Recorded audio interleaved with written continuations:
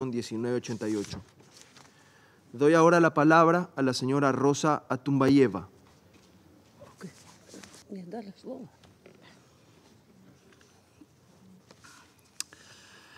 Mr. President, good morning. I am aware that the Security Council has already considered the situation in Afghanistan several times over the past month, including on the situation of women and on the independent assessment prepared by Ambassador Siniroglu. In a world of multiplying crises, I'm grateful for this ongoing attention to Afghanistan. Many Afghans inform me that they fear being forgotten as they have been in the past. I strongly believe that my role and the of UNAMA is to prevent this from happening. We have just celebrated the 75th anniversary of the adoption of the Universal Declaration of Human Rights by the United Nations General Assembly on 10th December 1948. Afghanistan was an original signatory to this declaration, but the key features of the human rights situation in Afghanistan today are a record of systemic discrimination against women and girls, repression of political dissent and free speech, lack of meaningful representation of minorities, and ongoing instances of extrajudicial killing, arbitrary arrests and detentions, torture and ill treatment. Despite the recent release of 2 women activists, number of human rights defenders and media workers continue to be arbitrarily detained. The lack of progress in resolving human rights issues is a key factor behind the current impasse. Accepting and working to uphold the international norms and standards as set out in the UN treaties that Afghanistan has ratified will continue to be a non-negotiable condition for a seat at the United Nations, as the Special Coordinator made clear and as we continually remind our interlocutors in Afghanistan. UNAMA has a dialogue on human rights with the de facto authorities. In some areas, there are openings, such as on the treatment of detainees. We see that many of the de facto authorities are open to further engagement with UNAMA and to seek an awareness of human rights standards. Dialogue and direction is furthered through the findings and recommendations of the UNAMA human rights reports, the most recent of which is how de facto authorities respond to complaints of gender-based violence against women and girls. Mr. President, the humanitarian situation remains of grave concern. We are entering another winter in which more than 20 million people will depend on aid. Given this year's drop in funding and by extension provision of assistance, many needy Afghans will be more vulnerable than they were this time last year. OCHA will brief separately in greater detail, but I wanted to use my voice to stress the urgency of this issue. The de facto authorities to continue to maintain generally good level of security. Unexploded ordnance remains significant concern in Afghanistan, especially for children. Relations between the de facto Directorate of Mine Action Coordination and the United Nations have improved, and the suspension limiting any form of cooperation was lifted on October of this year. The Shia community remains at disproportionate risk of harm. 3 recent attacks against Shia communities, killing 39 people, were documented in the period covered by the Secretary General's latest report. All these attacks were claimed by ISIL-KP. 3 further targeted attacks, Shia clerics in Herat killed 9 members of the Shia community. At the same time, regional countries remain deeply concerned about additional possible threats emanating from inside Afghanistan. In particular, Pakistan remains convinced that de facto authorities have done too little to contain the Tehrik-Taliban Pakistan, which has claimed major recent terrorist attacks inside Pakistan. Last week, I visited Islamabad and raised there the issue of the expulsion of undocumented Afghans living in Pakistan. Many of these Afghans had fled after the collapse of the Republic. The United Nations High Commission for Refugees issued non-return advisory for Afghanistan in August 2021 and renewed it in February 2023, citing the humanitarian and human rights situation in Afghanistan. This applies to all Afghans, regardless of their legal status. The policy and the reasons for it have led to a deterioration of relations between the two countries. It is essential that both sides take measures to prevent further deterioration and begin working on issues of common interest.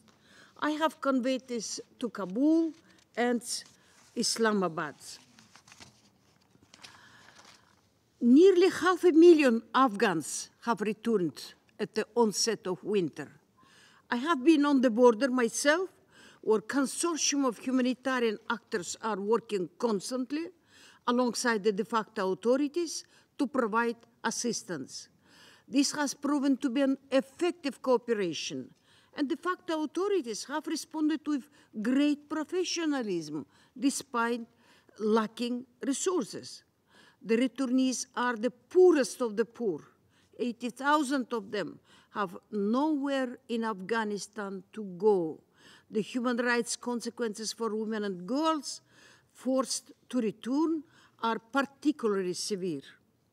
Mr. President, the quality of education in Afghanistan is a growing concern. The international community has rightly focused on the need to reverse the ban on girls' education. But the deteriorating quality of education and access to it is affecting boys as well. We are receiving more and more anecdotal evidence that girls of all ages can study at madrasas. It is not entirely clear, however, what constitutes madrasa. If there is a standardized curriculum that allows modern education subjects, and how many girls are able to study in madrasas. The de facto Minister of Education is reportedly undertaking an assessment of these schools as well as a review of the public school curriculum. De facto educational authorities continue to tell us that they are working on creating conditions to allow girls to return to school. But time is passing while a generation of girls is falling behind. Failure to provide sufficiently modern curriculum with a quality of access for both girls and boys will make it impossible to implement the de facto authorities' own agenda on economic self-sufficiency. Mr. President, in my previous briefing, I referred to the deepening problem of climate change in Afghanistan. Since then, COP28 took place in Dubai. UNAMA had strived to arrange the participation of a technical delegation from Afghanistan. We were unable to because of complications of accreditation. Afghanistan is one of the most climate change affected countries in the world, while it has contributed least to its causes. I continue to believe that de facto authorities need to be part of this global conversation. Addressing Afghanistan's climate crisis should transcend politics. The lack of water from recurring drought has reached a level of urgency that is felt across the country, from rural districts where people abandon their fields for lack of irrigation water, to the national capital, whose aquifers are most dry, leaving millions without safe drinking water. Afghans cannot address the enormity of this challenge alone, and its impacts will not be contained within Afghanistan's borders. The de facto authorities have demonstrated desire to engage with the international community on this issue. They accept their responsibilities in addressing it, including honoring Afghanistan's commitments to UNFCCC and the Paris Agreement. I urge all of us to find ways of including Afghanistan in future meetings on climate change. Another area where there is a great scope for cooperation is on counter-narcotics. As UNODC has reported, the de facto authorities successfully reduced the cultivation of opium by 95%, addressing long-standing international concern. In Kabul, I created a working group out of ambassadors based in Kabul to organize an international response to provide assistance to affected farmers as well as to drug addicts. We need, however, greater international attention and focus on this issue from donors and the region. Mr. President, I would now like to address the report of the Special Coordinator, Ambassador Siniroglu, and UNAMA's thoughts on the way forward. I welcome the independent assessment. It has provided needed clarity on a number of issues, backing up UNAMA's assessments. Most importantly, it provides a clearly articulated endpoint, an Afghan state fully reintegrated with the international system without passing through a further cycle of violence and in accordance with international law. There is something in this report for each stakeholder to dislike, but I have been urging all of them to focus on the larger objective. In this regard, we noted that de facto authorities deemed the appointment of a special envoy to be unacceptable. The de facto foreign minister explained that the long history of UN special envoys in Afghanistan was not positive. In general, the de facto authorities' response to the report indicates a preference for bilateral approaches to multilateral ones. They continue to maintain that the ban on girls' education and women working are internal matters, despite their contravention of current treaty obligations. This approach, I fear, will prolong the impasse that assessment is intended to resolve. Mr. President, our future approach must be guided, I believe, by two factors. First, a durable and more detailed international consensus on Afghanistan. I hope we can achieve this at the planned next Special Envoys meeting. Second, making far greater use of the de facto authorities' willingness to engage in dialogue with members of the international community. Dialogue doesn't legitimize. It can be used to express disapproval, yet encourage change. We have often spoken of the need to learn lessons from our engagement since August 2021. One lesson, I believe, is that there has simply not been enough of it. There must be more direct engagement with the de facto authorities, including in Kabul. I'm very grateful to the Organization of Islamic Cooperation for organizing the seminal conference on women in Islam in Jeddah last month. The demonstration of unity from the Islamic world on women's rights was essential.